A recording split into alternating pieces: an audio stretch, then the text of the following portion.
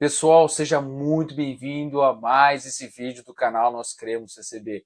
E é com muito prazer que hoje nós vamos falar sobre o tema mais importante das Escrituras.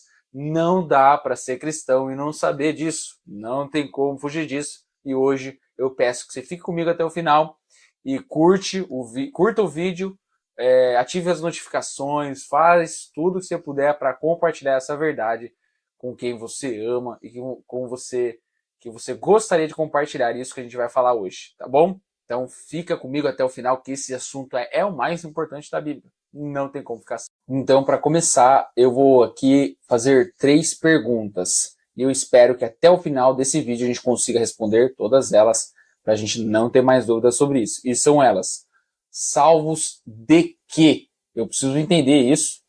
O que fizemos e como ter acesso à salvação. Então essas 3 perguntinhas hoje, a gente vai começar o nosso vídeo. Então, eu gostaria de começar com a primeira, do que a gente vai ser salvo, ou precisa ser salvo, e eu vou ler esse versículo aqui, que está em João capítulo 3. Quem nele crê não é condenado, mas quem não crê já está condenado, porquanto não crê no nome do unigênito Filho de Deus. E a condenação é esta, que a luz veio ao mundo e os homens amaram mais as trevas do que a luz, porque as suas obras eram más. Então, a primeira coisa que aqui está bem descrito e muito legal a gente saber que é: quem não crê já está condenado. Então agora a gente vai se aprofundar um pouquinho no conteúdo da Bíblia para a gente entender o que está falando aqui em João, no Evangelho de João. Bom, a Bíblia começa a deixar claro da onde que a gente veio e por que a gente precisa de salvação. A gente precisa ser salvo da nossa condenação. Então, se a gente pudesse separar as boas novas do Evangelho em 2 partes, a gente separaria entre as más e as boas novas. E as más novas, ou seria uma delas, porque é justamente que nós nascemos depravados, completamente destituídos da glória de Deus. Romanos vai dizer isso com muita clareza. Não há nenhum justo, nenhum sequer, ninguém que busque a Deus, ninguém que entenda. Todos se fizeram inúteis e foram extraviados, destituídos da glória de Deus. Então nós entendemos que a palavra de Deus é muito coesa nisso, que nós fomos gerados do pecado fomos gerados. Ou seja, nós já nascemos com a nossa natureza má. Ao contrário do que muitos pregam, e muitas filosofias, ou a própria sociedade, o mundo prega, a gente nasceu corrompido pela maldade. Nós já nascemos. Se tem uma coisa que a gente sabe fazer bem, é pecar e fazer o mal.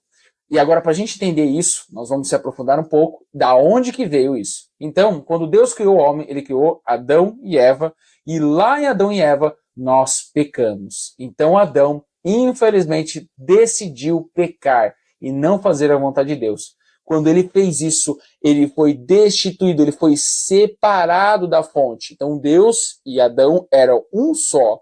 Quando Adão pecou, as trevas não comungam com o que é bom, então ele foi separado de Deus. Então essa é a morte que Adão sofreu. Quando a serpente falou: não, vocês não vão morrer, quando eles pecaram, eles até achavam que estavam certos, porque eles de fato não morreram fisicamente, mas espiritualmente eles foram desligados da graça de Deus. E o que quer dizer isso? Então Deus, ele é simplesmente a fonte da vida, da bondade, da sabedoria e tudo que há de bom. Então quando nós fomos destituídos da glória dele, nós também perdemos todas esses requisitos, esses atributos que são essencialmente de Deus, e ele estava nos comunicando. Não que a gente era bom em si mesmo, mas por a gente estar ligado na fonte, nós éramos bons, nós tínhamos vida. Então Adão não podia morrer porque ele não tinha pecado. E a palavra de Deus vai dizer que o salário do pecado é a morte. Então quando a gente entende isso, por causa do pecado original, nós fomos destituídos da graça de Deus e agora somos pecadores por natureza e em essência. E agora nós somos gerados, nós nascemos à imagem e semelhança agora do pecado e não mais de Deus, ainda que nós ainda tenhamos alguns atributos. Tudo bem? Então, com essa parte, eu preciso entender que eu sou salvo da condenação por causa desse pecado que nasceu, que foi promulgado e foi proferida lá em Adão, quando nós fomos destituídos. Então nós pecamos, ok? Então a Bíblia vai dizer que nós já nascemos condenados, como eu li aqui, mas quem não crê já está condenado. Então isso é muito forte e nos ajuda a entender como a Bíblia é coesa de capa a capa. Gênesis e Apocalipse. Então agora a primeira pergunta a gente já respondeu e vamos para a segunda pergunta, que é: o que fizemos? Então, como essa primeira já foi respondida, nós necessitamos, carecemos da salvação da condenação eterna por causa do pecado original. O que quer dizer isso? Nós herdamos o pecado de Adão. Ah, mas alguém poderia dizer, mas eu não tenho culpa nenhuma. Eu não estava lá em Adão. Do homem. Então, quando ele pecou, todos nós pecamos. Só que como Deus, ele é perfeito, ele nos dá uma solução que a gente vai ver mais para frente. Então, só para a gente começar a entender, e há quem pergunte, mas eu não fiz nada, eu posso escolher não servir a Deus? Bom, o que acontece é que algumas realidades já estão postas e não tem como eu mudar. E uma delas é a gravidade. Simplesmente eu não posso falar, não, gravidade, não exista, não atue sobre mim. E aí eu vou tentar se lançar de um alto monte ou do prédio e a gravidade vai continuar atuando sobre mim. E eu vou cair e me esborrachar no chão se eu não morrer. Então não há o que fazer. Outra realidade que está posta, e eu não tenho o que fazer, é a morte. É inerente ao ser humano, é inerente à própria vida. Então eu não posso dizer, não, eu não quero morrer. Infelizmente, todos nós vamos morrer algum dia. Não tem como eu falar não para isso. Então é uma realidade que já está posta, já está dada. O que a gente está fazendo aqui é entendendo de onde que vem e por que ela está dada dessa maneira. Bom, agora voltamos para a pergunta número 2. O que fizemos? Quando nós pecamos, nós geramos uma dívida infinita, como se a gente insultasse a Deus. Por isso que a palavra de Deus vai dizer que nós já nascemos em inimizade contra Deus. E eu queria que os irmãos imaginassem que tem uma espadinha na mão dos irmãos, olhando para Deus, eu não gosto de você, eu estou em guerra com você. E assim todos nós nascemos, e só há uma maneira da gente reconciliar com Deus. É aí que vem a parte boa que eu ainda vou falar daqui a pouco. Bom, quando nós pecamos, geramos uma dívida infinita a esse ser santo, e ele é santo porque ele é separado do pecado. Só dele suportar, Deus suportar a nossa existência, isso já denota a sua extrema e a sua infinita misericórdia, porque a sua justiça quer aplacar o pecado, quer aplicar a sua justiça e manifestar a sua ira. Então, a ira de Deus é que gera a condenação. É a ira de Deus que a gente vai sofrer no inferno se a gente não se arrepender das nossas ofensas e pecados, dessa nossa condição logo que a gente, natural, né, que a gente nasce já com ela. Então, já está posto. Não tem o que eu fazer com essa, não consigo mudar essa condição a não ser por arrependimento, como nós vamos ver daqui a pouco. Então, quando gera essa dívida, eu não consigo pagar essa dívida. A palavra de Deus ela vai dizer isso. Nós não somos um pouquinho bonzinhos, um pouquinho malzinhos. Ou na visão divina, ou nós somos bons, ou nós somos maus. Então, lá em Adão, quando nós fomos destituídos da graça de Deus, da glória de Deus, então é como se a gente destacasse a folha de uma árvore. Ela não, depois de um tempo, ela tá bonita, mas depois de um tempo ela vai secar. Então ela vai morrer. E assim nós fomos destituídos na videira verdadeira, que é Cristo Jesus, que é Deus. Bom, então essa dívida que é gerada, ela precisa ser satisfeita. Deus é justo. Ele vai promulgar a sua justiça. Ele vai proferir a sua sentença. E neste momento, ele vai, voltando um pouco agora, neste momento é que vem a ira dele, que é um atributo que é intrínseco, é inerente, já vem com Deus. Todas as palavras são sinônimos, tá? Não se preocupe com os termos. Então isso já é uma natureza, é uma coisa que já vem, né? Porque ele é Deus, então ele tem esse atributo, é a essência dele. E ele vai promulgar a sua ira, e daí vem a condenação. Porque nós pecamos, a gente gera uma dívida, e a gente precisa ser satisfeito. Ele exige, por ele ser santo, Deus exige justiça. Todos nós nascemos com essa, que a gente vai falar sobre as doutrinas bíblicas, em outro vídeo, para ficar mais claro, mas esse tema de hoje principalmente é sobre salvação. Agora que os irmãos já entenderam o que nós fizemos, agora a gente vai para a boa nova. As boas novas que é em Cristo Jesus, para de uma vez por todas a gente descansar na perfeita justiça de Deus e não nas nossas obras, o que a gente faz ou deixa de fazer. E as boas novas é justamente que Deus, ele sabe que a gente não vai conseguir se desfazer dessa situação. Então, o que todas as religiões tentam fazer é fazer isso aqui, religar a fonte. Religião, religar. Mas é impossível a gente fazer isso. É impossível a gente religar a fonte da bondade em si mesmo. Então, todas as tentativas humanas são inúteis, insuficientes. Isaías vai dizer que as nossas obras são como trapos de imundícia.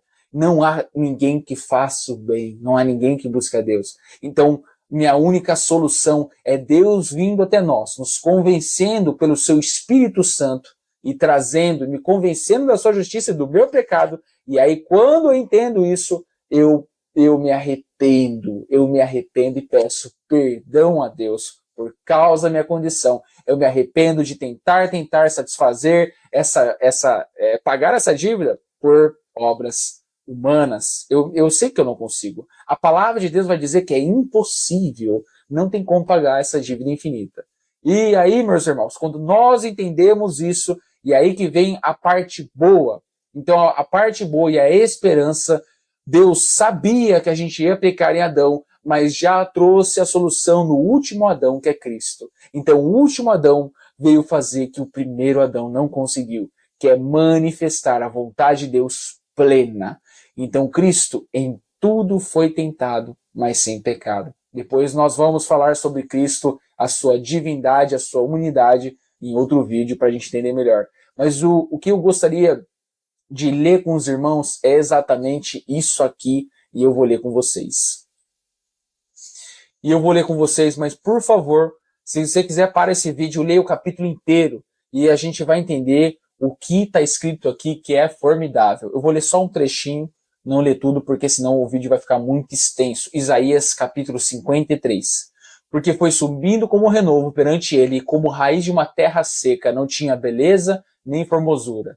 E olhando nós para ele, não havia boa aparência nele, para que o desejássemos. Era desprezado e o mais rejeitado entre os homens, homem de dores, experimentado nos trabalhos, e como um de quem os homens escondiam o rosto, era desprezado. E não fizemos dele caso algum.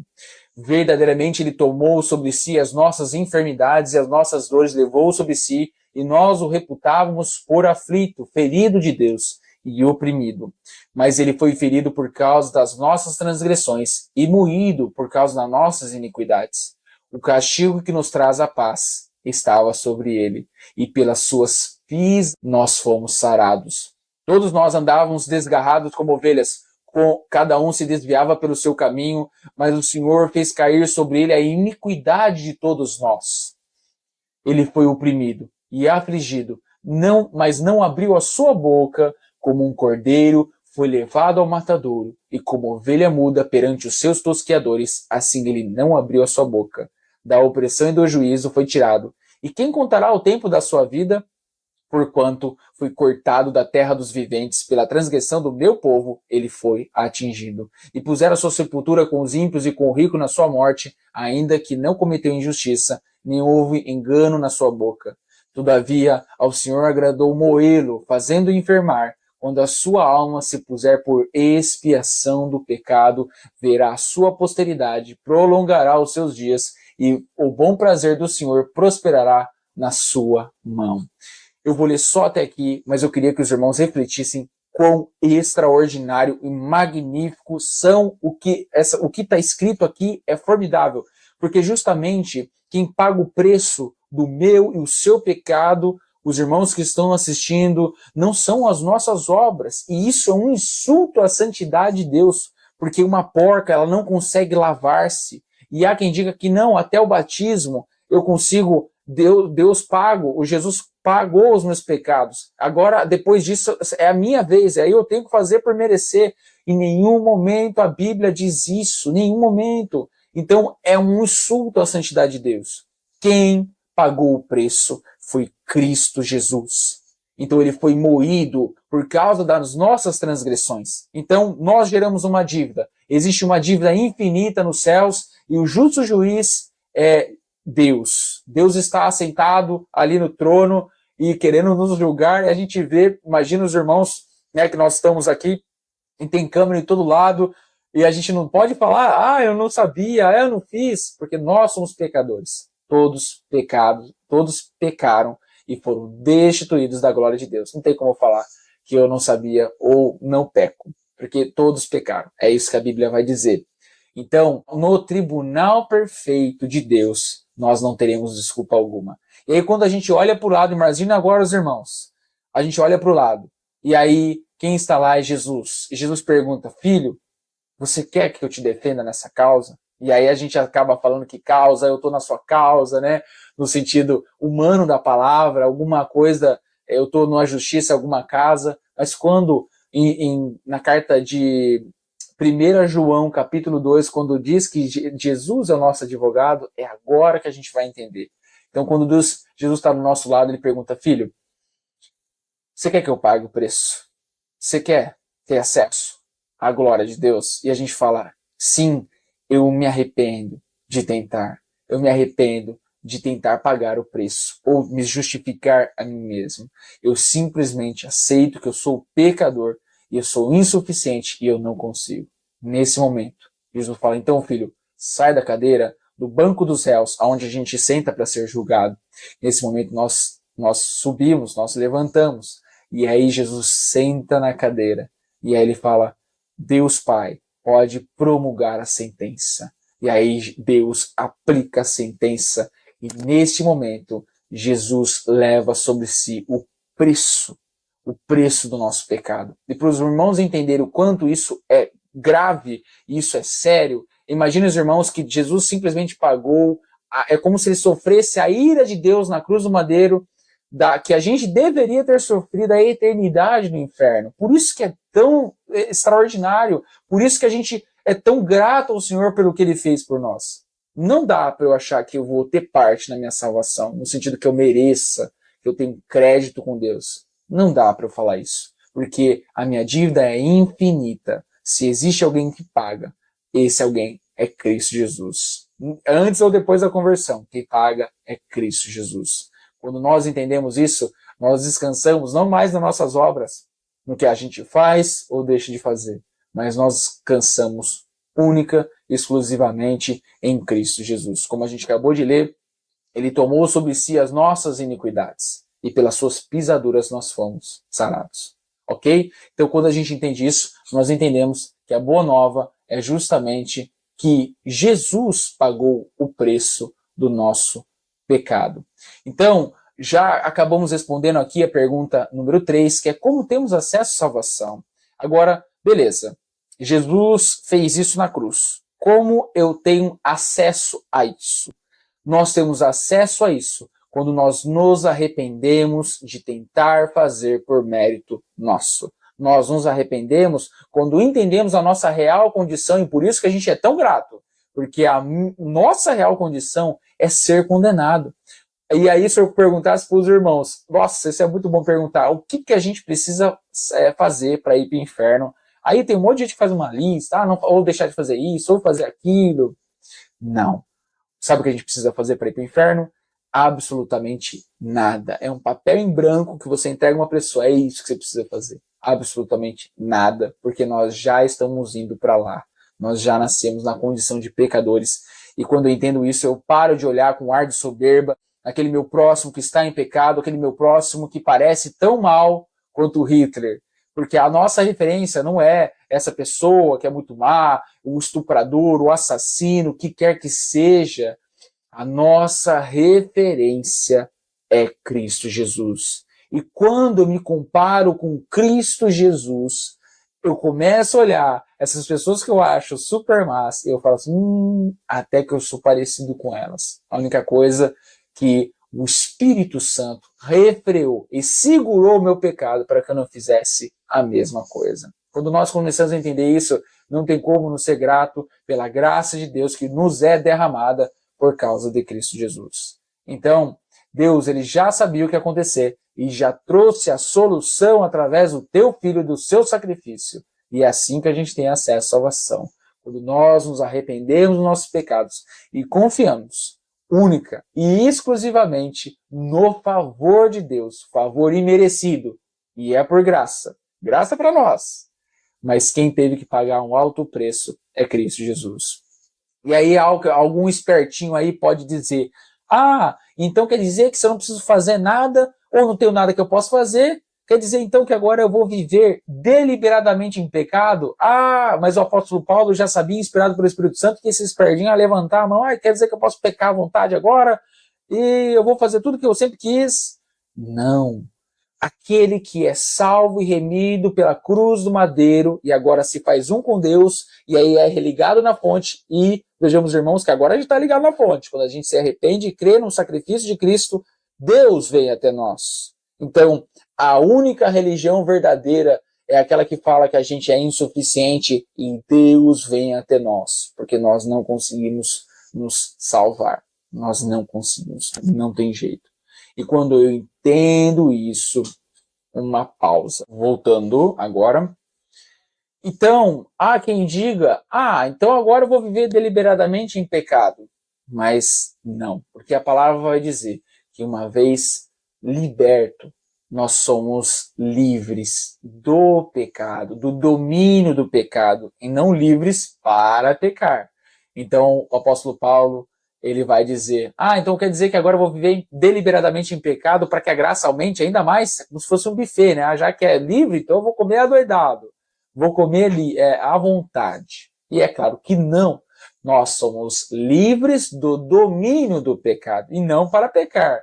Olha só, então aqueles que agora falam assim, agora eu vou viver em libertinagem, já cai por terra, e não é assim. Eu tenho um compromisso com a cruz de Cristo.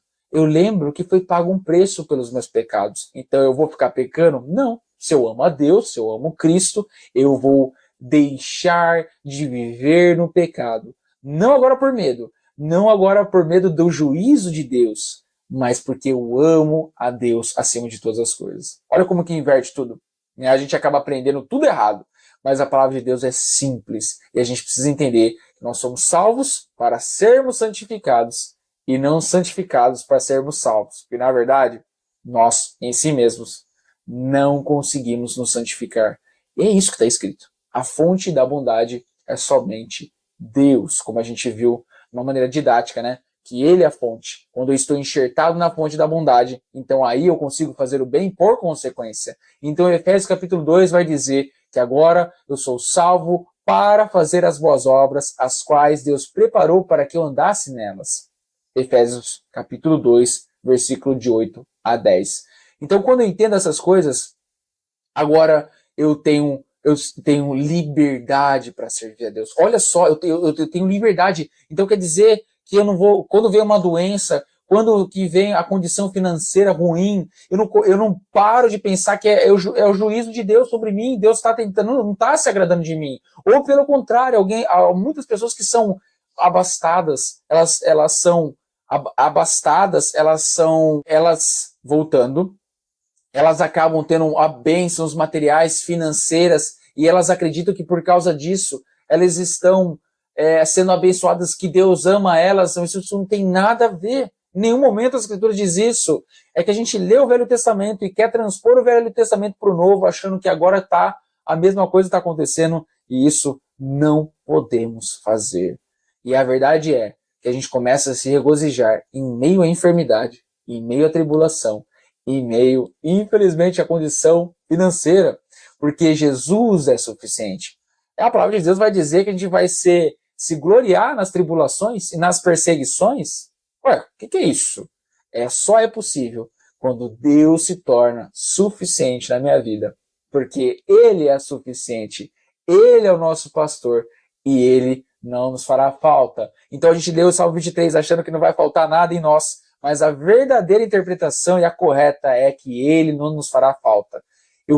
Eu me regozijo, E aí ele prepara uma mesa para mim perante os meus inimigos. Eu estou tão confortável e eu sei que Deus está comigo que eu tenho a liberdade para comer na frente dos meus inimigos. O seu cajado e a tua vara me consolam. É isso que está escrito no Salmo 23. E Abacuque vai dizer que ainda que a figueira não floresça, não haja fruto na vida, traduzindo para a linguagem de hoje, ainda que tudo dê ruim, todavia eu me alegrarei e exultarei no Deus da minha salvação. É isso que está escrito em Abacuque. Então, meus irmãos, quando nós entendemos isso, é uma vida plena. Isso é uma promessa de Deus. O que eu posso falar com os irmãos é a promessa de Deus que a gente tem uma vida plena e não tem nada a ver com as riquezas, não tem nada a ver com as circunstâncias à volta, porque tem a ver com a plenitude e a vida completa em Cristo Jesus, porque ele se torna suficiente. E eu não preciso mais de nada. Não tem coisa mais poderosa nesse mundo que irmãos que não são comprados, porque eles têm fundamentação, porque eles querem servir a Deus, por quem ele é, e não mais pelo que ele tem para dar para nós. Não tem como você comprar um servo que tem compromisso com o reino dos céus, porque ele está juntando tesouros lá onde a traça não rói e os ladrões não minam nem roubam. Porque aonde estiver o vosso tesouro, ali também estará o vosso coração. Então essa é a esperança. É muito bom para ser verdade, né? Pois isso é verdade. Então a gente tem que ter compromisso com o que está escrito. E é isso que eu gostaria de compartilhar com os irmãos. Essa palavra extraordinária e o assunto mais importante da Bíblia, que é salvação. Eu espero que essa palavra tenha edificado os irmãos. E não esqueça de compartilhar. E eu tenho certeza que vai abençoar outras pessoas para a glória de Deus. Meus irmãos, ficam na paz e Deus vos abençoe. A paz de Deus.